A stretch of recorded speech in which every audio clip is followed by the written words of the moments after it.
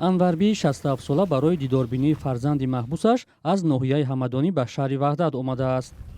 хабари авфи маҳбусон умеди ӯро барои раҳоии писараш аз зиндон бештар кардааст. ҳар вақте ки ман мисмиём чанд қамада қӣ наомадан. падараш мурд надид ҳами хел қинигарӣ мада вазнин ғалтидаге барои ҳами шунавидам ҳами чи президента беҳад хирсан шудам. худо ҳамаи ҳами бачаҳои ҳами дарам биброян хушиву хирсандира ҳами модаро хирсан шаванд. мо аз ҷано беҳад миннатдорем ки ин қонуна бировардааст. рӯзи 3 август эмомалӣ раҳмон раисҷумҳурии тоҷикистон лоиҳаи қонун дар бораи авфро барои баррасӣ ба парлумони кишвар пешниҳод кард. ин тар дар назар аст авфи 16 000 нафарро фаро гирад.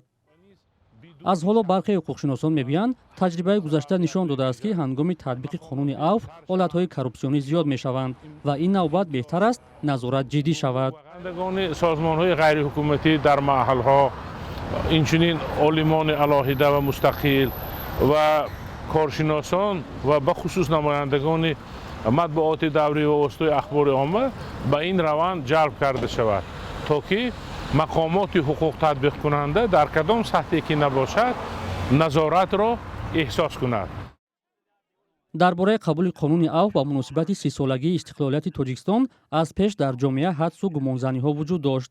бархе бо эҳтимоли фарогир будани қонун онро авфи тиллоӣ ном мебурданд, вале дар ин бора Шокирҷон Ҳакимов назари дигар дорад. ҳастанд онҳое ки қаблан ҷиноят содир карданд вобаста ба ақидаи сиёсӣ, эътиқоди динӣ ё дигар андешаҳо ки мавқеи шаҳрвандии онҳоро ифода мекунанд, агар мавриди авф қарор мегирифтанд ин гуна ибораҳоро истифода бурдан мумкин буд ва таърифу тавсифро низ.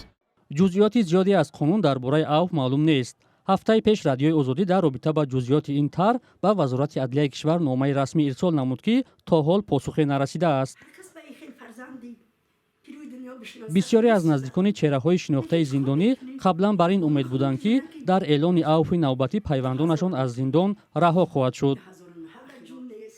модар яке аз адвокатҳои шинохта Бузургмер Ёров бар раҳоии ӯ бовар надорад, вале аз кам шудани муҳлати ҳабсаш умедвор аст. одамое ки бисёр суруг додиянд, албатта чанд қа кам мекунанд, чӣ қа мекунанд, ҳамира мо интизор дорем ки бишнавем ки писари ман чанд соли дигаш кам мешавад. ҳамира ҳар замон телевизора мемонам, нигоҳ менам, ҳар замон радиоро гӯш менам, лекин ман ҳечӣ намедонам.